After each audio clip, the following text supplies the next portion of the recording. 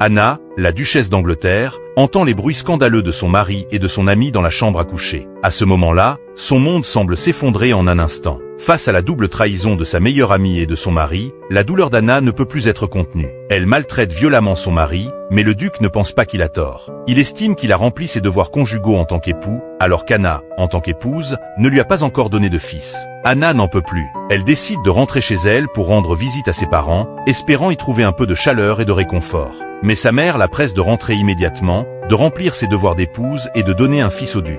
Sachant qu'elle n'a pas d'autre choix, Anna retourne finalement dans le château froid. De retour dans sa chambre, Bess se précipite d'abord vers Anna pour s'expliquer. Elle proclame qu'elle n'a jamais aimé le duc, mais qu'elle voulait seulement user de son influence pour récupérer la garde de ses 3 enfants auprès de son ex-mari, même au détriment de son propre honneur et de sa dignité. Mais Anna est trop furieuse pour l'écouter et envoie Beth dehors. Mais lorsqu'elle regarde par la fenêtre et voit Beth tenir ses 3 enfants en larmes, elle prend conscience de la situation. Elle sort de la pièce et tente de se réconcilier avec Beth. Mais la scène qui se déroule devant elle la saisit. Son mari apprend patiemment au fils de Beth à se servir d'une arme à feu, avec une tendresse et un amour dans les yeux qu'elle n'avait jamais vus auparavant. À ce moment-là, Anna se sent ridicule, comme s'il s'agissait de la vraie famille et qu'elle n'était qu'une spectatrice superflue.